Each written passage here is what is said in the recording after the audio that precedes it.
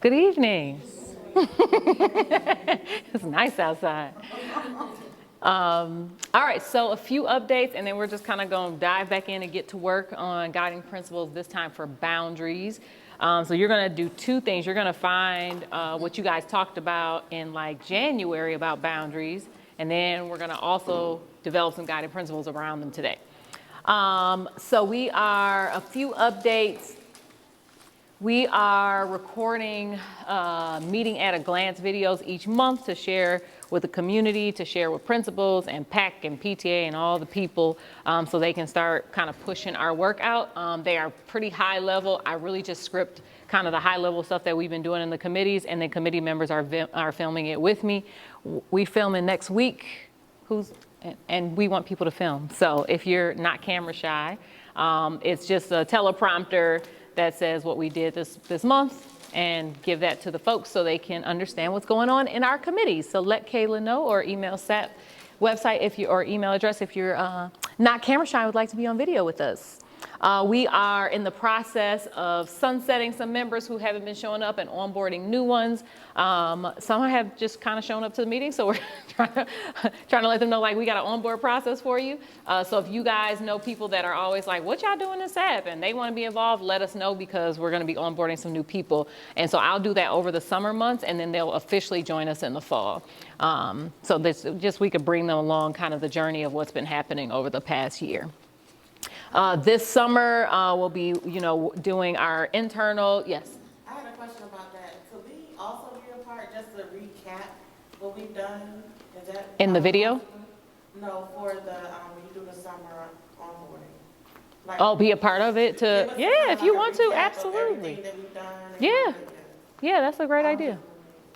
Yeah, so I'm gonna probably, like, at a pretty high level, go over kind of our timeline, and I'm really gonna lead them to the guiding principles, because all the work we've been doing has been leading up to the guiding principles.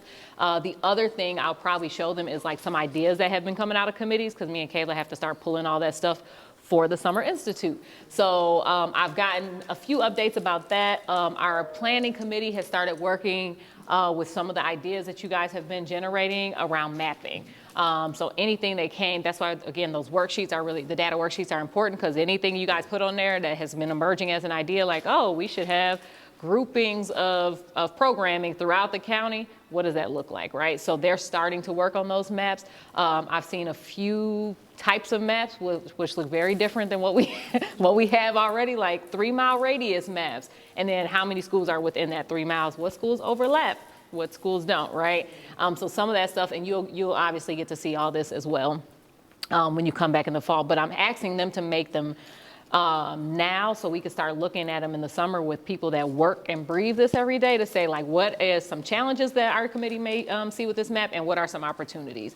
And so when you guys come back, not only will you have a few, probably 100 maps to look at, you'll also hear from, like, the people that have to do transportation and operations and the building cleaning and such about what are some things we need to think about as we're starting to look at some of this stuff. And then David Yoke, who came during the boundary session, is also trying to make some kind of online tool that you guys can use to play and create maps yourself. So it's all in the works. We got approval by Hanover Research to start looking at other districts our size, like how they have done districting in the past, as well as kind of reimagining around programs. Kayla and I and our director of school choice met with Fulton County. If you don't know, they just went through a very long redistricting process to close 2 schools. Met with them and just asked, like, we have neighbors, like, let's learn from each other, right? Like, what happened? Would you do differently? It kind of turned a little more into, like, how did y'all do it? How are y'all doing it? So there was a lot of interesting things, but the way they do magnet programming, very different than us. And we do have that information from Fulton, from Gwinnett, and from Cobb, and APS. So I think we have how magnet programming is done at least in our surrounding districts too. So that information will also be in your Google Drive. And so just quickly, I know we're at the tail end of this one, but we had the guiding principles survey was a lot for some people. It was just a lot. Like, you guys had a lot of guiding principles. So we did it differently, which is why you got a second one. And so we're going to move this along going forward is we're going to take all the guiding principles from all the committees, put them through a tool that will group them, right? Group the like terms and come up with themes. And then we take that theme and put it back through that tool to create the guiding principles. So like all the guiding principles that were related to access for programs, we put that all in a tool that kind of said, hey, here's a theme, or I'm sorry, we put all of your guiding principles in a tool. It came up with themes, and then we took the theme and used y'all's words to make a guiding principle, because y'all had a lot to say, and 36 is a lot. So we'll dwindle those down to like 9 or 10, and then you'll kind of go through the same process. Which of these 9 or 10 meet that big question, and then give us your top 5 and then rank it. So you'll see another one coming soon because you guys are the last one, and then we go right to the guiding principles. All right, so today for your guiding principles, again, you're going to do the same process you did last time. If you want chart paper, if you want to just write it out in your notes, that's fine. But it's really going to be around developing at least 1 to 2 guiding principles around boundaries. And again, you know, boundaries and programs start to kind of collide, and that's okay. But think back in January, find your January worksheets and figure out what you guys were talking about. So just throw out ideas, theme those ideas, create the theme into a guiding principle. Yeah? And you guys obviously can mix up groups and then make sure you're just looking at your document that you guys did in January. Okay? All right. Let's get to what? List of what team and when. Oh, sure. Nope. It don't like me. Oh, there we go. Yeah, I'll help you. I'll help you find the documents. There's lots of documents.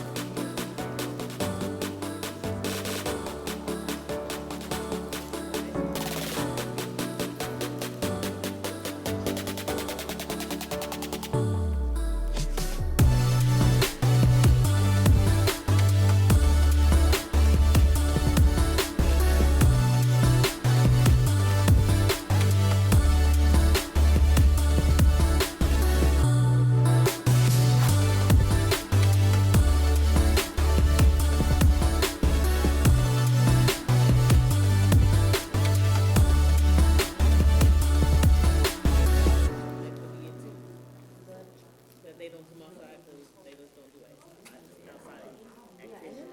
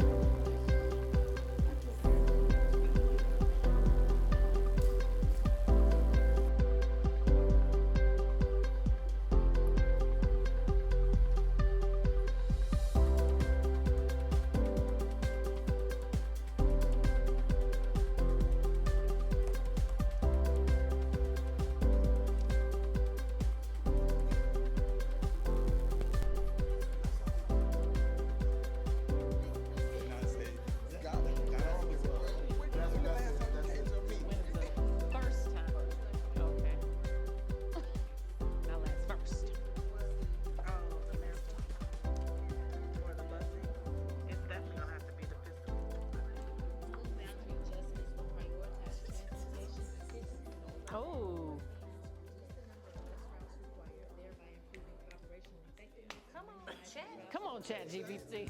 Come home on a friend. We like it. And we're off.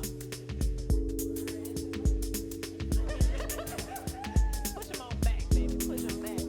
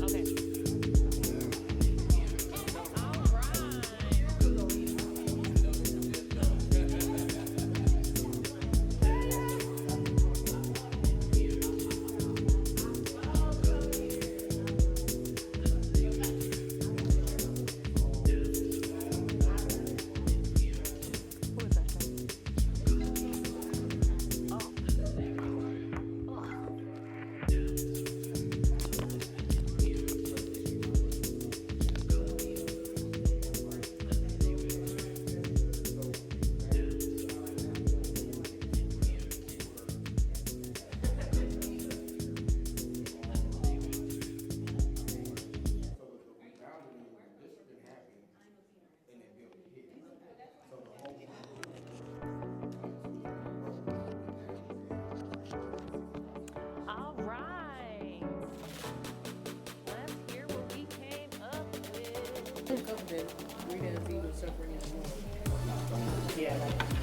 We have a surprise guest in the building. Would you like to introduce yourself, guest? Hello, good evening, everyone. I'm Dijon DeKalb, and I serve proudly as the immediate past chair of the DeKalb County Board of Education. And I just wanted to make sure that, you know, I'm here just to be able to see the work that you all are putting in, because the board fully and 100% support this. The biggest thing that, you know, I challenge the team is to make sure that we provide the narrative of what we're gonna distribute out to the community, because at this level, this is going to be like the biggest shakedown, you know what I mean, when it drops. And like someone said, if you're not at the table, you know, then you can't complain about it, you know. So the biggest push is to make sure that we continue to invite community members here. The commitment level, you all are staying strong with us. You know, we got how many more months left? 11 or 10 more months until, you know, so this is a committed job, but it's a committed job for the reason, for the purpose of this community. So I appreciate you all support. Thank Thank you. y'all. You want to actually pass the mic to this table? Let me have y'all kick us off. Guiding principles related to boundaries. Yeah, so our guiding principle is really based around community. I always talk about community. I grew up in the Stevenson area. It's always been a community. I know Ms. Smith, she knows that, she's down there, so we're really big on that. And so one thing that we want to do is continue to build up our clusters, which is part of the boundaries, and really foster a community, because that's very important to us. I think that will help a lot. And this thing, and building the community and fostering that is going to be addressing, you know, getting buy-in from the parents, getting buy-in from the students, even getting buy-in from the people in the community and the teachers and administration. That's very important, because if they're not happy, it's like, what are we doing? So that's a big deal. And this course's vision is with the boundaries. And one of the DCS miracles would be motion towards equity, which is very important in our area. And that's what one of the biggest ones that we thought, just fostering community and getting back to the clusters, because that might just make things a little bit better for us. And is that, so when we say community, that's very subjective. Right. What does community mean? Is that the neighborhood, the certain So blocks? I would go off using the word cluster, because like in Stevenson, we have our cluster for the high school, the middle school, so just cluster base. And I know we were having a conversation here about, as we start possibly closing these elementary schools, like, so do we have 2 elementary schools in this cluster because it'll be done? What would that number be changed? It'll be a little bit different, it'll be a little bit bigger. So that's what we're calling our community, the cluster. So maintain, something around maintaining the cluster model? Maintaining. Make sure that you put that in your, something around the maintaining of the cluster model for me. Maintaining the cluster, okay. Just so we don't lose that. You could pass the mic on this way. Thank you so much. Thank you. Really? Mine doesn't have the words. Okay, we are team 3. And we kind of dealt with, as far as boundaries are concerned, she mentioned something about the clusters. One of the guiding principles we brought up is actually expanding the boundaries in those clusters so that there's a more diversified mix of students among each cluster. So we're thinking culturally, economically, because a lot of times these communities they kind of look the same. Everyone makes the same amount of money per se. Everyone's homeowners per se. So we want to expand these to give our students more exposure to each other, to more cultural experiences. Some of our ESOL students, maybe bringing them into some of these clusters so that we don't have so heavy of one type of community versus another type of community. So we're looking at expanding the clusters a little bit, just so that we can, so that we can make these boundaries look a little more diverse. Okay. So we feel like we're addressing equitable boundaries. And then the miracle things that we looked at were the motion towards equity, improved instructional core, learning environments that support student success, and also sound fiscal stewardship. The second guiding principle we spoke of was just looking at the current grade structure bands and reevaluating those so that we have a little more of a more natural flow through each transition. So what we mean by that is, for example, the new middle school model that we have. I don't know about y'all. I went to Rainbow Elementary, K through 7. Then I went across the street to Southwest DeKalb. So that model is kind of like what we have at DAA right now. DAA is K through 8. So we were saying that we would like to see more of those models because we feel like the middle school children are being a little more, they're growing up a little quicker than what we are accustomed to. So they're being pushed in some situations sometimes because they're not getting that same nurturing that they may have gotten in an elementary environment. And yes, we want them to grow up, but at the same time, we still kind of want them nurtured before we like kind of kick them out to that high school environment. So maybe like the DAA setup right now to where you have the K through 5, 6 through 7, and the 8, they're kind of all separated.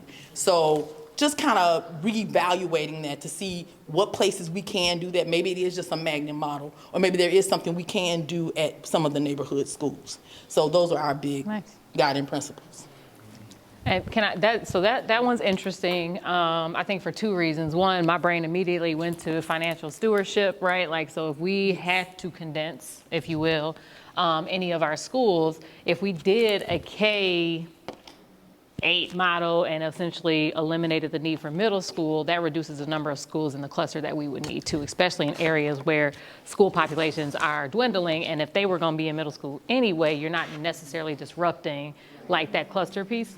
So and then financially that helps us too, and with busing. So just kind of where my brain went. Okay, very nice. So we'll get some K-8 clusters somewhere in here and see what it looks like. That's it. So that's 2? That's 2 of them, right? We had 2 of them. I think you guys made 2. Feeder patterns. And then the one below it. Okay. Okay. Yes. Okay, so our guiding principle was school feeder pattern boundaries will be responsive to community population trends. So the trends of the community with annual assessments and adjustments made every 4 years to ensure equitable access to educational resources and balanced school environment. They cheated, y'all. I just want y'all to know that one. They cheated. Really? I love y'all. They cheated. So I don't want nobody else in my frame of equity. I don't want nobody else feeling like they didn't do a good job. You got some gifted kids. A gifted population. So, since the teacher did tell on us, we did have a baseline, and we did phone a friend to make it sound a little bit better. But the gist and the baseline is still there. you have this community, and like we thought about if they build in this community, then you may have an overpopulation. So as they're building, you may have to think annually to rezone a little bit, so that if the new apartments come up, now you won't have an influx of everybody coming to this one elementary school. Yep. So you rezone, you assess every year in hopes that you don't have to do anything, but definitely every 4 years you revisit it and make a change. So that's one. And then the second one is school boundary adjustments will prioritize transportation efficiency by aiming to reduce the number of bus routes required, thereby improving operational effectiveness and minimizing travel time for students. That did not sound like we were okay. But the baseline, yes, we phoned a friend on that one too. But the baseline is we have so many, I guess, buses. I think Routes. 900. We have so many routes. We only have 600 buses, is what I was told. Drivers. So drivers, I'm sorry, 600 drivers. So what we're trying to do is make sure that it makes sense on their routes and what they're taking to make sure they're going to the school that's proximal to where their route is, and also to maybe combine routes, minimize routes, and make it make sense when they're right. It would make it make sense in the route that they're taking. So that's the transportation efficiency and aiming to reduce the number of bus routes required. All right. And I think that's it. Yes, thank you all. So I think needless to say there's some overlap, right, which is great. Definitely some overlap, which is helpful. We're kind of combing through the community survey information, and I'll tell you off the bat, people love these clusters. They love their clusters. Correct. Which is why it is a data point, not all the right? Just a data point. So if we push away from the cluster model, we're gonna have to have some good rationale as to why. I just put that there. We need some rationale as to why. So if transportation, for instance, that's a rationale, right? Like we can't get people places, right? Like that could be a rationale on why this model may not work. So we're gonna have to start pairing some of that stuff together. But some of that work is gonna happen over the summer for y'all, so I can try to help draw some conclusions for you as we go through this. But could you say that cluster is synonymous with one-to-one? I'm sorry? Could you say that a cluster is synonymous with one-to-one? Like everybody in that cluster? No, ma'am. No, ma'am, okay. Not right now. I can't think of a single outside of Cedar Grove. Cedar Grove, yes. Trying to think of another one. I have to look on the list, but Cedar Grove there's 2 elementaries that feed into Cedar Grove Middle, feed into Cedar Grove High. I don't think we have a lot that are one-to-one like that. But you still have the clusters. The clusters are there, but it's almost kind of like a false narrative because not everybody technically It's in the cluster. stays in that cluster, right? You might start in Cedar Grove, but then you might go to right? Like it depends on the cluster. Yeah. So there could be a cluster of students that cluster different ways. Correct. Gotcha. Correct. So we could strive for it. It's gonna be hard because I can give an example. I'm sorry. So Redan Elementary School, and what I had to learn, because Redan Elementary School sits on Redan Road, you would think because it's named Redan Elementary School, it feeds into directly the Redan Middle and High School. So when we did the name change to try to build and bring the cluster together, what we uncovered was 60% of those kids go to Latonia High School. So they were mad at me when it happened, but and that is why this is important for us to try to fix this cluster and this redistricting and rejoin the lines throughout time, as these schools start to shrink in numbers, right? They have to add kids and put placements somewhere. So yeah, that's an example. Mm-hmm. And there at a time, it may have made sense to split those. I'm not sure that makes sense anymore, right? Like we haven't reimagined like, hey, in the 80s, it was insane over here. So we built all these schools and we split up clusters. Is that necessarily the case right now? Correct. So, but we haven't revisited like, does that split still make sense, right? And because it may not. So if we take away the splits, particularly in some of those southern schools, maybe our middle schools will be fine, right? But right now we don't know because we're still splitting them based on a premise from 1980, right? So assessing them annually makes no sense. Correct. Because then if you're We resolving absolutely, yes, ma'am. So that's basically been the history of the CAP. We haven't we don't like change that much. We don't, It's just hold it. okay, honey. Look, y'all, You can I'm just old hold it, school. it's Look, fine. listen, just listen. Yes. So that's the problem with DeKalb. And I'm a true DeKalb. I graduated from Columbia 50 years ago. And it. so DeKalb as a whole over the years, we haven't liked a lot of change, and we have rejected, look how many superintendents we have. We get them, we run them out. This is, come on. So this is important to me. No, I'm serious. This is important to me because I don't have a dog in the fight. My only child is 32 years old, but I still care enough to be here. And so DeKalb has to learn how to just change. Just come on, accept some change, something. Because, we've been stuck in this. I'm telling you, I'm 67 years old. I'm telling you, I've been through this thing. Doing the same. We got to, take your surveys. Do your thing. DeKalb got to learn how to change with some stuff, period. And me as an old person, that's hard for me to say. But We appreciate that's it. why I'm here, Yeah. to learn that it is a good thing. But we've been stuck so long. And this cluster, this. Redo it. Yes, ma'am. Yes, Yes, ma'am. The problem with the feeling of the change is because it was told to us. I know. But I think this situation here, where if you actually step up to the table and be a part of the SAP and be a part of the change, then maybe it'll sit a little bit different. Yeah. So I like this reimagining things and giving me a chance to have a voice. So then once I see the change, I know why, I know the reason, and I was part of it. Yeah. But in the history, we've always been told, This is what's happening. and this is what's going to do. So then you kind of get pushback Yeah. without community input. But with this situation, I think hopefully we can kind of ease it in a little bit. And then with us telling the PTAs, the PACs, and all of the other community involvement, then the word should spread and it should get out. Yeah. So that's what I'm hoping that we I want us to also be cognizant that regardless of all the work we do, people like what they like.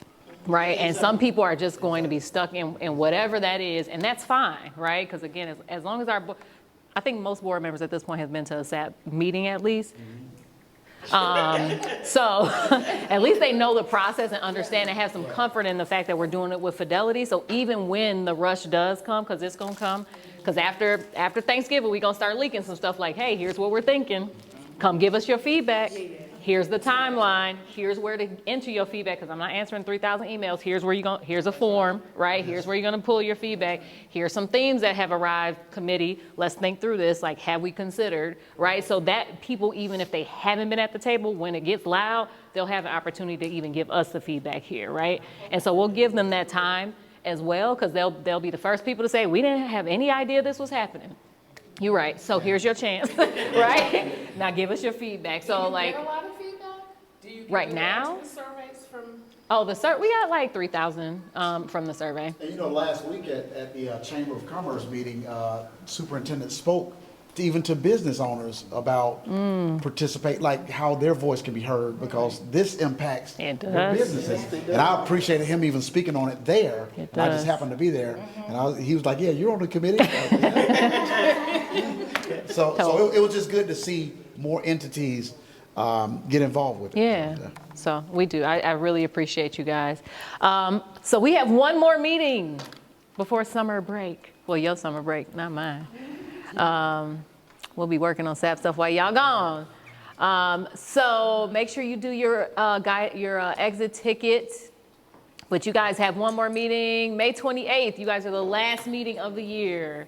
And then we'll go on break. And when you come back, you'll have lots of maps to look at and things to play with. And we'll start looking at what this could possibly be. And start sharing some stuff eventually with the community. Let me know if the internet's been a little wonky. Oh, it's coming up good.